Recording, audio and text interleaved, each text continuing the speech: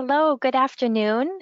Thank you so much for joining us for today's webinar. I'm excited to have you here today. We are going to be presenting the second part of a two-part series focused on the Rights of Ways Habitat Working Group Strategic Roadmap. This is an effort that we've been working on the past year and are excited to share some of the key findings and next steps as part of that roadmap process here today.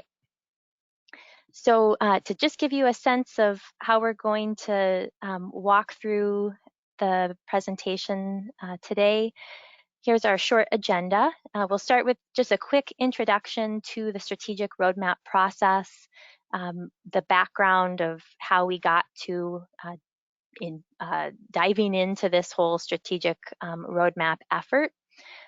Then we'll highlight some of the big picture findings and some of the key takeaways that we had as part of the strategic roadmap process before we dive into some really specific recommendations and work that we've completed with the help of our task force over the last 6 months. And we'll go through the purpose and priorities of the working group as, again, recommended by this task force, a new proposed network structure, resources strategy, and then we'll close with some next steps.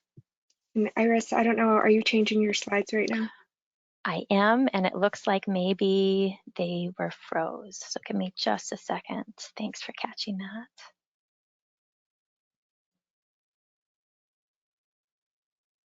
There we are. Can you see the agenda now? Okay, sorry about that, folks. So again, this is our agenda for today. I just walked through the key points that we'll be walking through. And before I get much further, just a couple of key reminders for our webinar today.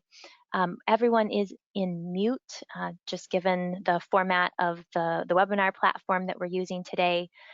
But encourage you, as you have any thoughts or reactions or questions, to provide those thoughts via your chat box. And we should have some time at the end to respond to any comments or questions that you have.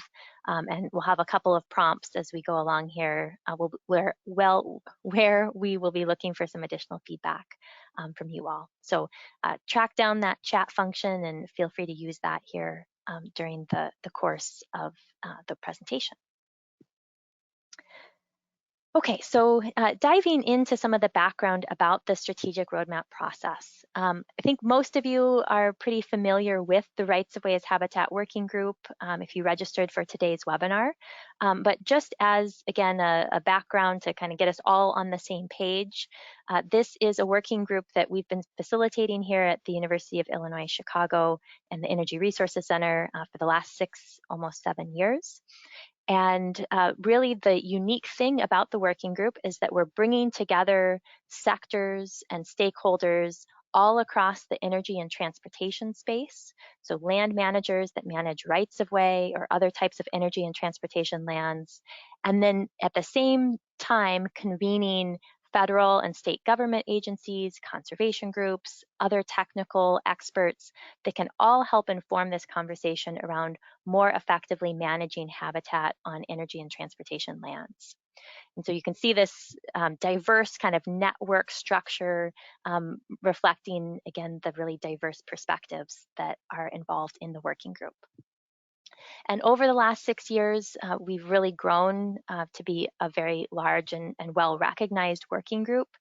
We have more than 400 organizations across the US and Canada that are involved, representing more than 1,700 individuals and 2 countries, the US and Canada, as I mentioned. Here's a quick and high-level timeline of some of the key work that we've accomplished over the last 6 or 7 years. Back in the summer of 2015 was our first meeting and really the formation of the working group. Over the next several years, we did some early strategic planning and formation work around defining what the working group is and the type of work that we wanted to do. And you can see across the bottom here, these yellow diamonds representing when we were having our in-person working group meetings. And those in-person working group meetings really were the crux of the working group early on. They provided a place for us to come together, have conversations, share information. And as part of the strategic planning process, we heard loud and clear that people really have gotten a lot of value out of those meetings and hope to bring those back. So that's something we'll talk about here as well. So again, over the course of the last 6 or 7 years, beyond the meetings themselves, we've also launched a variety of tools from the pollinator scorecard, the geospatial habitat database, and then more targeted projects like the Monarch CCAA, or most recently, our cost benefit task force. And another way of kind of representing this work is on this slide, again, really expressing the diversity of the types of work that we do as a working group. Everything, again, from managing the first nationwide CCAA agreement for the monarch butterfly to maintaining an interactive website that has resources and event calendar and is tracking who and what is happening across the energy and transportation space related to habitat.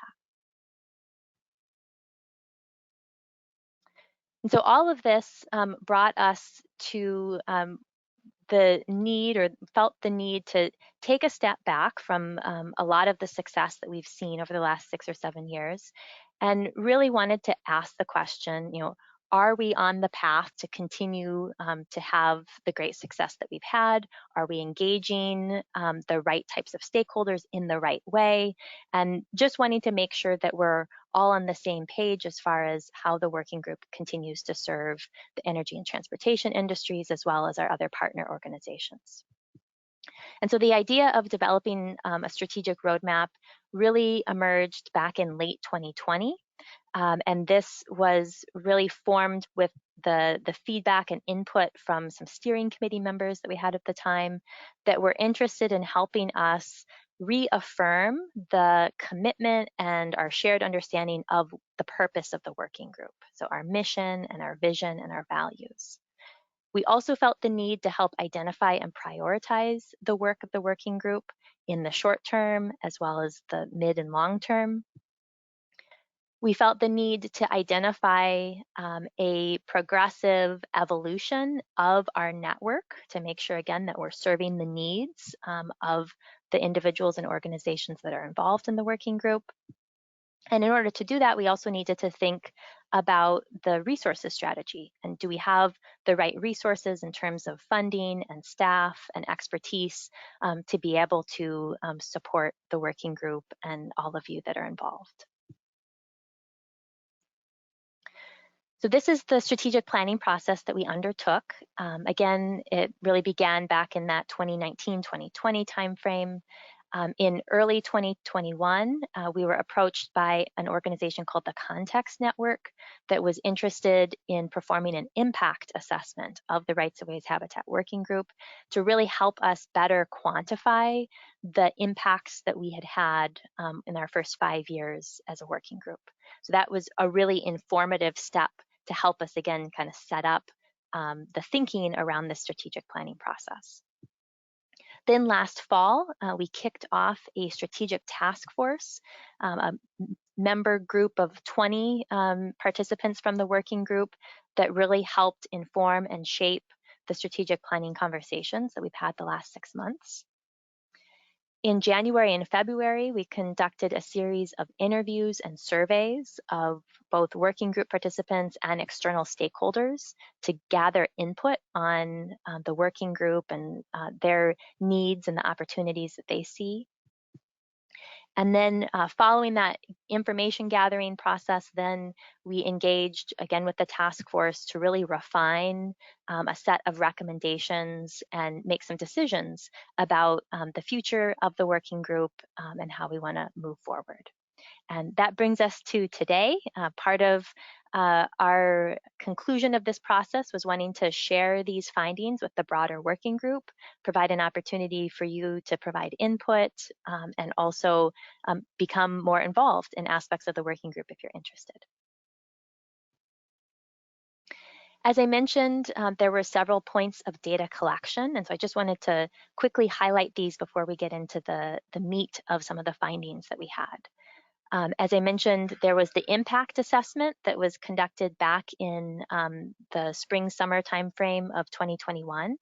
And the purpose of this assessment was to, again, really gauge the effectiveness or the impact that the working group and all the activities and programs that we have, what impact that was having. And it took place in the form of both an interview and survey. And the survey component of that impact assessment had just over 120 respondents from members of the working group. Then more recently, in January of this year, we conducted just over 30 in-depth interviews with members of the working group or active participants, as well as individuals that maybe were aware of the working group but hadn't been actively involved in the past. So we really tried to get some diverse perspectives. And the purpose of those interviews were to help us really dial into what are the current needs and opportunities that are facing our partners in the working group, and how might those inform any strategies or priorities that we identify. Coming out of those interviews, then we conducted a final survey. This survey went out to the full working group in February of 2022. And we had close to 150 responses that really helped us dial in and clarify some of the ideas or recommendations that were coming out of the interviews and our task force work, and also a way to, again, engage all of you or a larger group in some of our thinking around the strategic roadmap. Before I get too much further, I also want to express a big thank you to our task force. As I mentioned, we had 20 individuals, again, from all across the working group, a really good sector and geographic diversity. And these folks were key in informing a lot of the work that we've done for the strategic roadmap, conducting interviews, guiding the survey and the data analysis. So again, I want to express our gratitude to all of these folks for the time and energy that they took participating in this strategic roadmap effort. And in particular, I also want to highlight those who are listed in bold: Carolyn, Dan, Sergio, Tim Lohner, Tim Mail, and Von Seal, who were part of a smaller design team that was even more engaged in digging into some of the data and helping us think through some of the stickier questions that we had as part of this process. So that's a quick background just to get you oriented with the overall strategic roadmap process. And next, I'm going to turn things over to Caroline to talk through some of those big picture findings. Yeah, thanks, Iris. So we went through all of these tools and data collection in order to help influence and give us a better idea of the direction that we're going to take the Rights of Ways Habitat Working Group. And we came at it from a variety of different directions because we were really hoping to just get the most well-rounded data that we could to help influence these decisions. So we asked all sorts of questions, and I'm not going to go through all of the data that we collected because there's a ton of it, but I am going to try and just give a brief overview of some of the bigger highlights that we found. To start, and some of you might have seen this in one of our email blasts, we were wondering what was the value of habitat and how it was perceived by participants of the working group. And we asked participants in our survey to rank this on a scale of 1 to 5, 1 being the least valuable and 5 being the most valuable. And as you can see from these 4 different sections, they all ranked really high across the board. So participants of the working group showed that habitat on energy and transportation lands had ecological value for them. It was cost effective. It was compatible with their main operations across their lands, and it also provided this unique public partner engagement value. We took it a step further and we broke it down a little bit more. We wanted to see who was valuing what the most out of the different types of partners. And for that ecological value, conservation groups rated that as rated that higher than the other stakeholders. Departments of Transportation said that the cost effectiveness of habitat was the highest, while energy companies rated that the lowest. Energy companies said that the maintaining habitat was actually it was that compatibility that was that held that priority for them of their operations. And then government agencies and some other DOTs rated that public-private partnership and engagement as something that was really unique and high value to them. So just kind of a neat starting point to show, there are a lot of different types of value that these organizations are getting from having habitat on their lands, but they all rank really high. They've got the ecological value, the compatibility, the cost effectiveness. And so that was really, it was good to see, just to get things started and to, make sure that we're still on the right path for encouraging habitat on energy and transportation rights of way. So we also asked, what are the current priorities for stakeholders? And we got a number of different answers, but we weren't surprised by any of them. We heard that obviously habitat conservation was one of the top priorities, and that there was a reason that these organizations and these individuals are interested in this, and it's to create and conserve habitat. We also heard that, of course, regulatory compliance and maintaining those regular business operations was important. You have the main reason behind energy and transportation lands, which is safe, reliable operations, as that top priority. And then also figuring out how to streamline some of these conservation activities, like the Endangered Species Act activities, and how they can focus that for habitat on their lands. And then, of course, people engagement. Each company, each organization has stakeholders that are interested in how these rights of way and working lands are managed. And so how we need to think about how we can include that in our future operations as well. We also asked about future priorities. So thinking 3 to 5 years down the line, what are some priorities that you can see being some main sticking points for you and your organization? We heard environmental protection and biodiversity is becoming increasingly big and important, as well as climate change and then ESG reporting for those energy companies more than those DOTs. But we're starting to see this trend across organizations that are involved in the working group, really starting to focus on this conservation, biodiversity, and this focus on habitat. And so that just really kind of, again, kept the ball moving for what we're seeing as trends and how we can start focusing the work of the Rights of Way as Habitat Working Group, or continuing it too. Okay, so that was big picture. What are the focus areas? What's important to energy and transportation organizations when thinking about their lands, their management, and the next 3 to 5 years. So then we wanted to take a step back and get a general idea on the perception of the working group. And so we got all sorts of feedback, but we wanted to narrow it down as best as possible.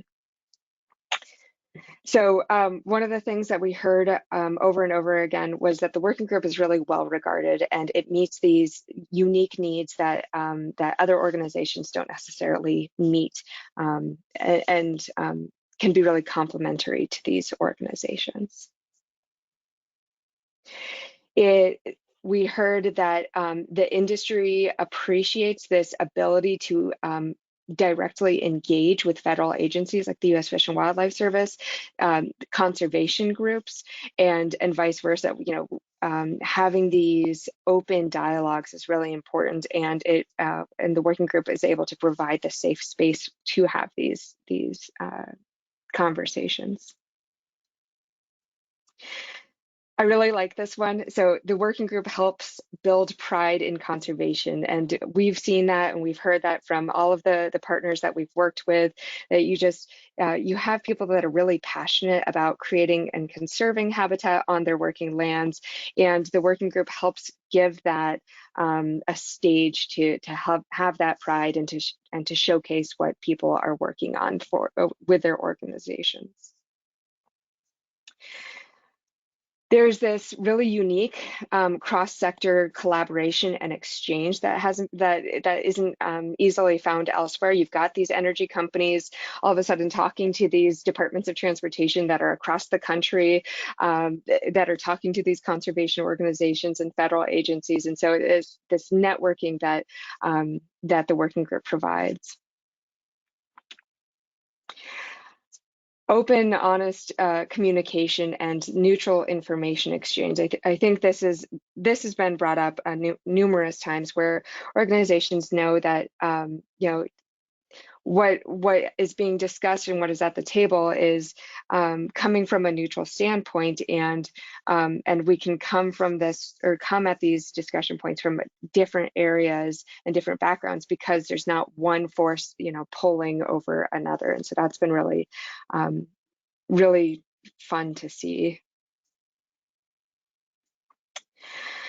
We have heard, of course, that there are hurdles to participating in the working group. And one of the main hurdles that we heard was just time constraints. Not everybody has time to go to the meetings or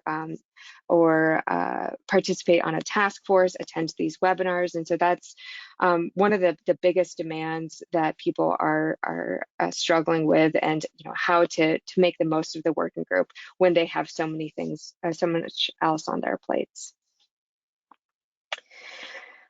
We did hear that most people engaged first with the working group, either through the working group meetings, those in-person meetings that Iris mentioned, or through the Monarch CCAA. And so that's how we first got people involved, and then we tried to keep them for as long as possible with as many different resources and tools as possible through that.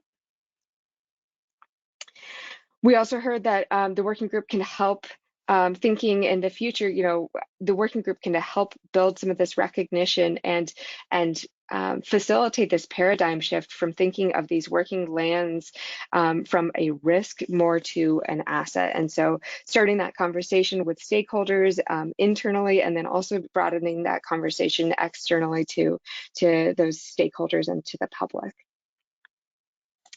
And last, the working group can address, or should address multiple species and start thinking about landscape level. So, as we think about future priorities, how do we start integrating more species? How do we start focusing on our conservation as these large landscape level conservation efforts instead of species specific? So after that input and feedback from participants, we also asked, okay, we heard that a lot of the most common entry points were through the working group meetings or the CCAA, but how else do you engage with the working group? What else do you find really important, and other resources that the working group provides that you most often rely on? And the top 5, but the number 1 was through our webinars. And so that could either be through the live webinars or the webinars on our working group website.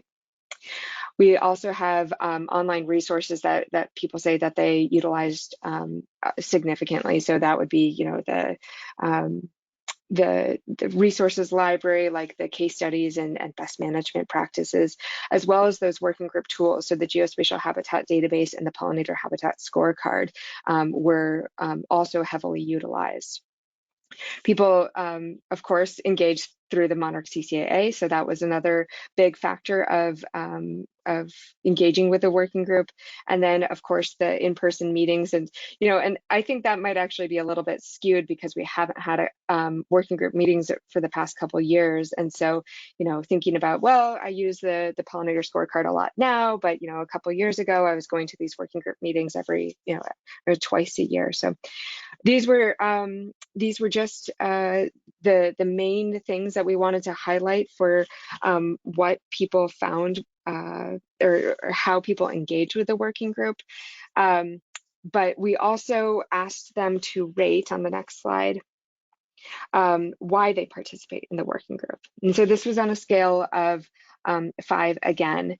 And these are just the top 6 responses. And so we asked people to say, or to tell us, what is the most important for why you participate in the working group, not only what you're doing exactly, but the number 2 or the number 1 thing was a tie between connecting with diverse perspectives and then sharing those lessons learned and expertise with others. So it's all about that that knowledge network and that connection. People also ranked high helping their organization effectively implementing habitat and getting that technical information about habitat on energy and transportation lands.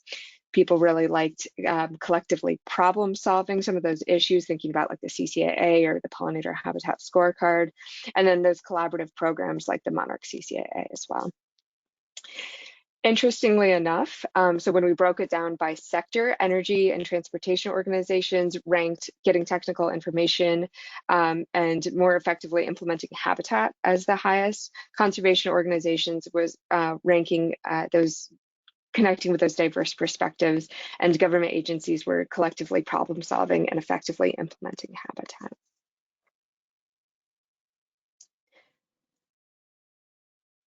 So then, taking all of that into perspective, how do you rate the value of habitat on energy and transportation lands?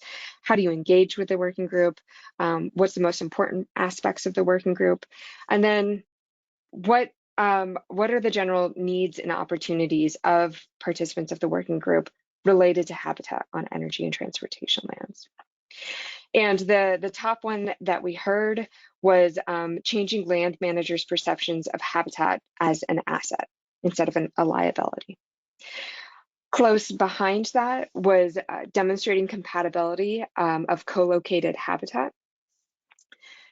Next was building greater public awareness and recognition. So again, getting that stakeholder buy-in after demonstrating that compatibility. And then incentivizing voluntary conservation. So these were generally the most important needs and opportunities related to habitat on energy and transportation lands. So then we switched the paradigm a little bit and we asked, what are the needs and opportunities that the working group can address? And maybe not surprisingly, we found similar responses. And they were rated a little bit differently, but they're color coded to show we got the same responses. But for the working group, we can focus on demonstrating that compatibility first and foremost of co-located habitat, building that public awareness and recognition, and then the land manager's perceptions. So just nice to know that the needs of and opportunities that people identified were also the same needs and opportunities that they thought that the working group could help address. And so that's just kind of a big picture overview of the data that we saw, and now now we had to think about how are we going to start using that data. Great. Yep. Thank you, Caroline. Yeah, so these next couple of sections, we're going to dive into how we've basically made meaning of that feedback, and with our discussions with the task force, how that is shaping some of our next steps as a working group. And if you recall, one of the goals of the strategic road mapping process was basically to help us reaffirm our understanding and the commitment to the working group's purpose. And as we've been processing, again, the feedback that we received through the surveys and the interviews and our discussions with the task force, we found it helpful to kind of think about the role that the working group plays in this kind of triangle diagram here, where we recognize a really important role, and what we've heard is a unique role of the working group is being this convener of diverse perspectives, particularly across agencies, industries, nonprofits, having that really diverse mix of stakeholders and expertise is, again, a unique thing that the working group provides and is considered high value. Another important role that we're uniquely providing is, again, this technical clearinghouse or a place for information exchange and tools and resources that are used as kind of standard tools or resources by energy and transportation stakeholders. And then kind of the third point of this triangle is the collaboration opportunities. And certainly the Monarch CCAA is one of those programs that demonstrated really the really large collaboration potential that we have as this cross-industry group. So we, again, are kind of thinking of those 3 points of the triangle as the unique role that we can play as a working group. Some of the other themes, and you heard these in some of the comments that Caroline highlighted, but I think it's important to also, kind of recognize these as some of the unique kind of values that we heard people consistently saying about the working group. So providing that open, inclusive environment, providing a neutral, unbiased source for information, a credible source, an innovative approach, so willing to kind of take and look at issues outside of the box, being a very positive and constructive environment, and balancing that with the practical realities of doing habitat work on these types of working energy and transportation lands. So using, again, kind of that framework, we revisited our mission, vision, and then developed what would be a new statement, a value statement for the working group. Our mission statement, as we are now proposing it, is that the Rights of Way Working Group connects a diverse network of people to enhance compatible, value-added conservation on energy and transportation lands. Our vision, so what are we working towards with that mission, is habitat on energy and transportation lands is recognized as a vital conservation and business asset.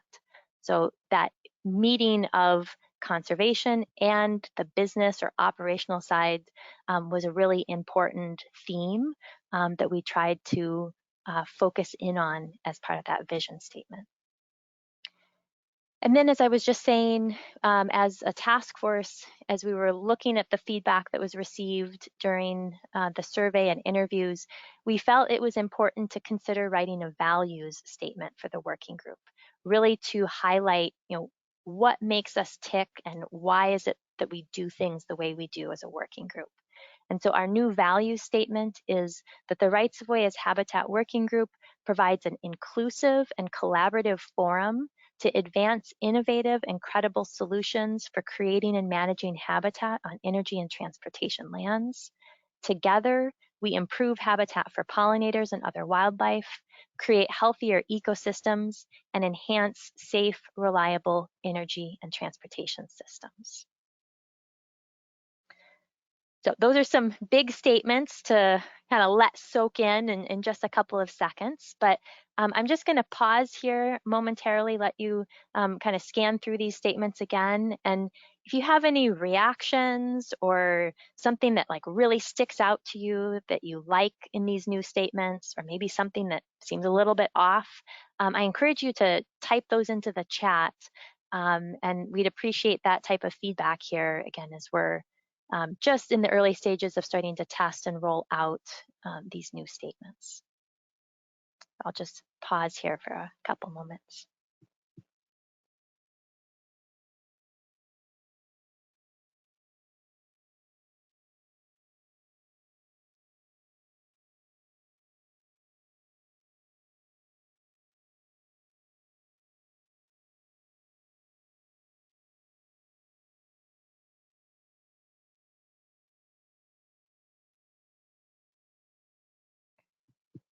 Feel free to jot down any ideas or again, thoughts or feelings that these statements bring up, and you can continue to elaborate those on those in the chat as you have time, or after the webinar if you prefer. Okay, so next, now that we've really clarified our purpose, we moved into thinking about the priorities. And Caroline, I'll turn this back to you. So as Iris mentioned at the very beginning, the goal of the roadmap was to identify and prioritize work for the working group for the short term, so just the first 1 to 2 years after this activity, and then the midterm, the next 3 to 5 years, and then provide a long-term strategy for the group. So we asked people to help us rank the order of needs and opportunities.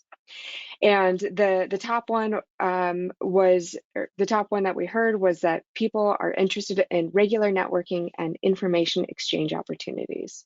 So as Iris mentioned at the beginning, we heard that people really like the working group meetings, and that is, a priority that we are going to take to heart in the future. We also heard that this technical clearinghouse of resources, tools, and data on habitat is key, and we saw that with the use of the resources library and the tools through the working group website. And so thinking about how we can continue to create and to host those resources and share them with the larger working group. New decision support tools and best management practices, again, fit really nicely into that technical clearinghouse of resources. And then convening stakeholders to find collaborative approaches. So thinking about those task forces that we've created and used to create some of the resources that we utilize now. Thinking about also, what stakeholders have we not engaged yet? There are, still a number of organizations, a number of entities, federal entities that we haven't engaged yet. So how do we start bringing them into the conversation and start setting those cross-sector priorities to optimize the work and reduce some of that duplication of efforts? And then what do we need to do to start being a voice at the larger sustainability table, having those conversations both nationally but also internationally, and getting getting the right people to the table and the right perspectives to still have those neutral discussions. So we took those goals for the working group and we put them into priorities, and so we came up with a number of strategic priorities to strengthen the recognition of habitat on energy and transportation lands as a compatible asset by networking and exchanging information with diverse stakeholders, sectors, and disciplines, building tools and connecting resources to implement practical, cost-effective habitat strategies, collaborating and collectively solving problems to promote innovative, credible habitat-based solutions, and exploring and integrating broader climate change, biodiversity, and environmental justice needs into our work. So again, what we were trying to do, we were taking those working group priorities and we were trying to consolidate them into our own priorities for for the working group, that's redundant, but for the working group, and how we can start using these as guidelines for decisions on tools and resources and activities for the next 1 to 5 years, and then into the future as well. So we took these priorities, and then we asked the task force to help us whittle them down. We obviously can't do everything all at once, and so we asked, okay, what are we going to focus on for the short term, in the 1 to 2 years? And so again, overwhelmingly, we heard the annual working group meetings. They're incredibly important to people. They're important to getting new participation in the working group, having those conversations, and then connecting with diverse stakeholders. We need to continue with our webinars and virtual roundtables, getting the scientists and the vegetation managers and the decision makers all together, and sharing information and best management practices and case studies. And then we need to start thinking about action teams on hot topics. We've already got some action teams through task forces that are working on hot topics, like a cost benefit feasibility study. But what other kinds of action teams and hot topics do we really need to prioritize in the next 1 to 2 years? Then our midterm is going to be it's going to be a lot, and we're really excited, but we're going to start exploring those ties to climate change and environmental justice. How can we start working all of the incredible work that energy and transportation organizations have done on their lands, and how can we start integrating climate change methodologies and focus areas and environmental justice into what has already been done, and how do we start prioritizing those aspects through our case studies in vegetation management in the future. We also heard, it's not just pollinators, it's this landscape-wide conservation that we need to start thinking about, which of course ties into climate change and environmental justice. But what can we do, and how do we focus our work to be broader, to be more habitat and conservation focused in general? And then also thinking about the tools and resources that we have, and what's the best way that we can sustainably maintain them. So not just the working group maintaining them and periodically going through and making sure that they're up to date, but also inviting those specialists and the researchers that know the best and asking them to help us maintain them, and making sure that they're the most relevant and best resources that we can get our hands on for this habitat conservation effort. So it's a lot, but I'm going to do the exact same thing that Iris did, and I want you to think about the priorities the strategic priorities that we came up with, and then also the short-term and midterm priorities. And I would invite you to also go into your chat box and just let us know, how does this ring? Does it spark anything? Does this sound right? Any kinds of thoughts or feedback. We're interested in getting all of your feedback. Anything surprising too, feel free to add that as well.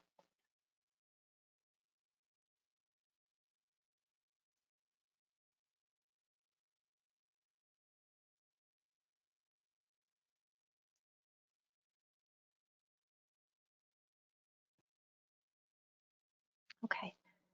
For the sake of time, I'm going to just keep us moving on, but please continue to put any thoughts that you have into the chat box, as Caroline invited you to.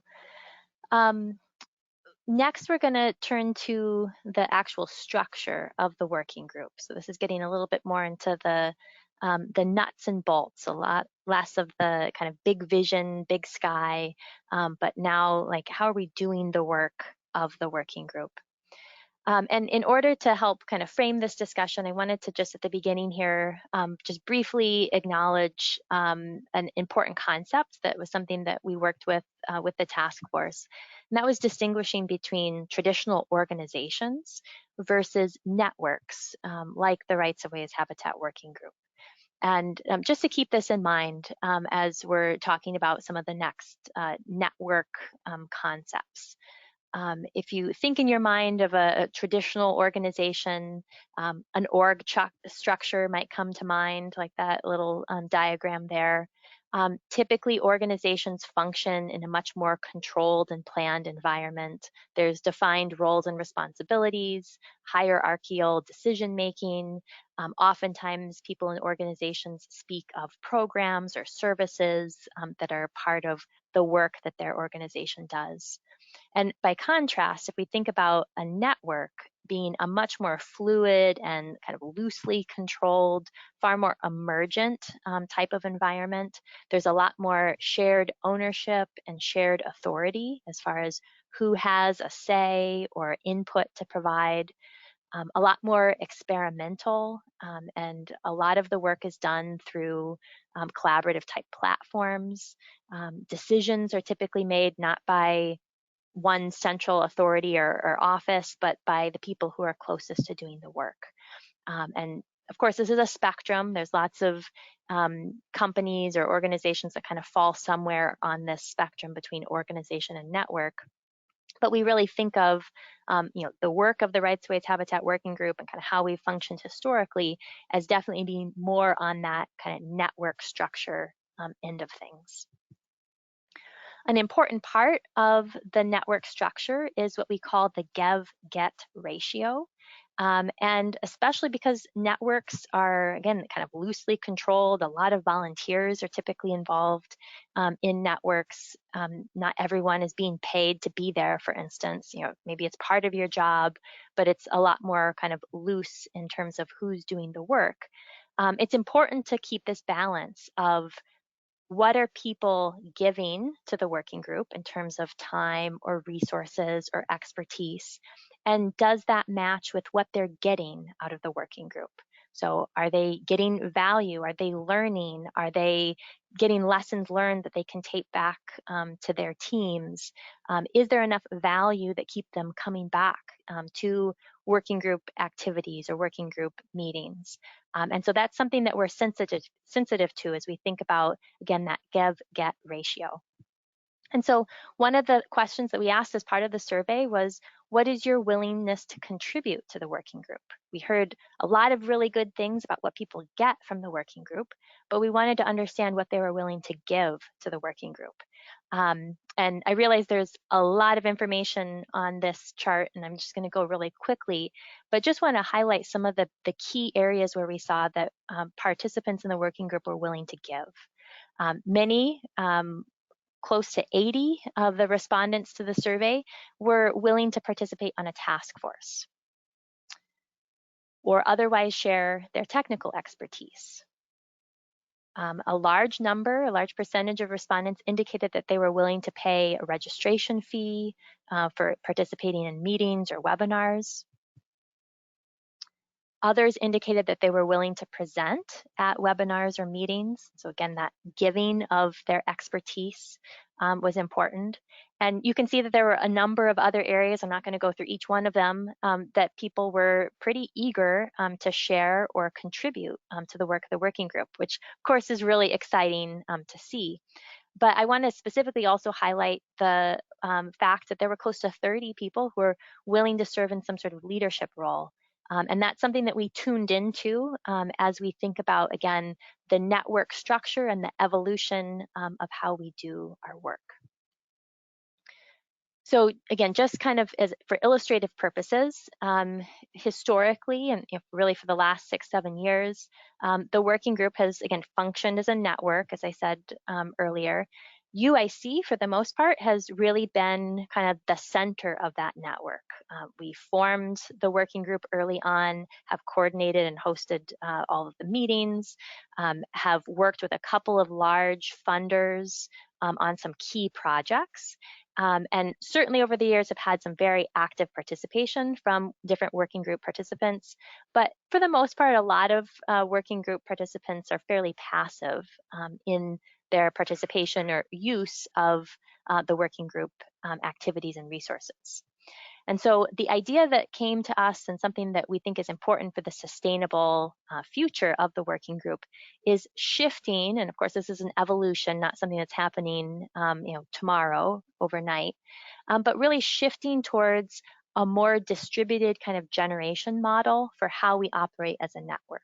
So recognizing that there's some ongoing facilitation and coordination support that UIC, of course, will provide, but also looking for opportunities to really support some self-organizing, and where there are leaders or organizations that are interested in doing a particular activity or hosting a particular type of conversation, we really want to empower those individuals and organizations to step into those roles, and really engage others within the working group in doing that. So this is the, again, facilitative leadership model, in kind of a network lingo term that we have developed with our task force, and are looking at this again as kind of a longer term vision for how we want to move as a network structure. So the evolution of our network towards, again, UIC continuing to have a role and function as a coordinator, as a facilitator, but working increasingly more closely with a coordinating team of representatives from across the working group that can really help inform, again, the direction, help with decision making, and maintaining our trueness to our purpose and the mission, vision, values that we've identified, and continuing to engage through task forces, some of which may be hosted by UIC or others, some that may be self-organized, more action teams, maybe short-term action teams. And then recognizing that there's always going to be some variation in how working group participants engage with the working group.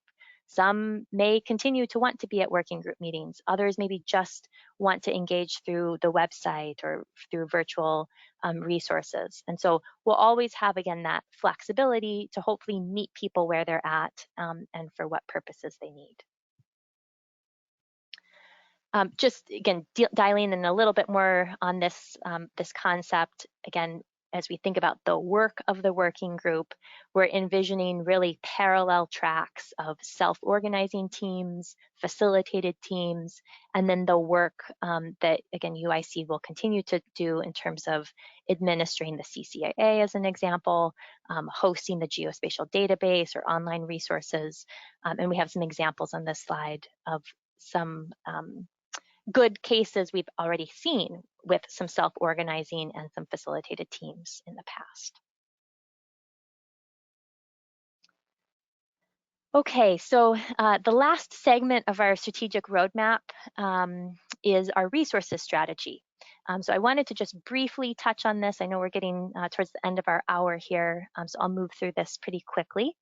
But an important part of our conversation, again, has been ensuring that we have the right funding resources, staff resources, expertise to continue to support the working group.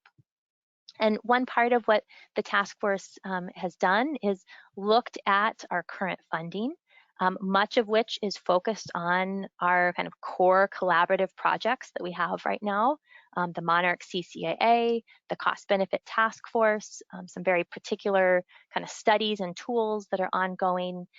We have some partial funding from some of those other funding sources to support our online resources. The new emerging Bumblebee agreement is another effort that, again, is partially funded, and we're continuing to look for opportunities to move that forward. But then there's a whole suite of other things that we have either done historically or were newly identified as things that people would like to see the working group doing that are not currently funded. Things like the workshops. We don't currently have funding to design and plan and host the workshops. A lot of the webinars are being done kind of by way of other projects that we have ongoing. Some of the case studies, some of the task forces or action teams that were identified, there's not currently funding, at least from UIC's side, to support actively leading any of those activities. And so we talked about a variety of different funding mechanisms that might be available, many of which, again, we have also used historically, such as grants, event sponsors or registration fees, collaborative or jointly funded projects, like what we did with the Monarch CCAA, or using the CCAA administrative funds. To some extent, we have the ability to utilize some of those funds to support or subsidize some of the broader Rights of Ways Habitat Working Group work. Although we did specifically ask, to what extent are partners or participants interested in us scaling back the work of the working group just to fit in line with the Monarch CCAA and what that funding would allow for. And that was clearly not a preferred option in the survey that we submitted. So again, I think we're continuing to look at ways to utilize these different funding mechanisms. We did test the idea of a membership fee with the survey, and that, again, there was some interest in it, but I think there were a lot of concerns that were also raised around the equitability of a membership fee and how that would apply to the different types of organizations we have involved. So what we're proposing essentially as our funding model is to utilize grants and CCAA programming funding where possible. That'll continue to be an important source of funding for us in the program. But we're also going to test out this next year the idea of developing an annual sponsorship prospectus. And this will be an opportunity for us to highlight very specific activities like an annual workshop that we'd like to do in 2023, and basically look to the broader working group to help us identify funding for that. And if we're not able to identify sufficient funding for a workshop, say next year, then maybe we'll consider rolling that funding to the following year. So really taking the approach of doing the activities that can be funded where there's enough interest, obviously, to fund those activities. Similarly, where there's a need to fund specific projects like the scorecard or a new Bumblebee CCAA, those will be projects that we would fund separately. But I think this annual sponsorship prospectus, again, kind of operates like a quasi-membership fee, but doesn't have any sort of membership requirement associated with it. And we're hoping that this is a way, again, to generate some additional funding to support a lot of those general or base activities that we have. So I know we have just a couple minutes left here at the end of the webinar. So Caroline, I'm just going to quickly turn this back to you to talk about next steps. Yeah. So thinking about, quickly down the road, and would encourage you to also ask your questions now while we're talking, and then we can always follow up too. But we're going to start working on drafting this annual sponsorship prospectus, and as soon as we have it drafted and ready, we will share it with the larger Rights of Ways Habitat Working Group. We are going to start thinking about convening the transition team. So just the team that starts this evolutionary move to the future of the working group and this network. If we can get it funded, then we're hoping to have a workshop next spring. So one of the in-person working groups next spring, pending funding. And then we're going to be writing a summary of this whole strategic road mapping process and coming up with a final report of this process. And so keep an eye out for that.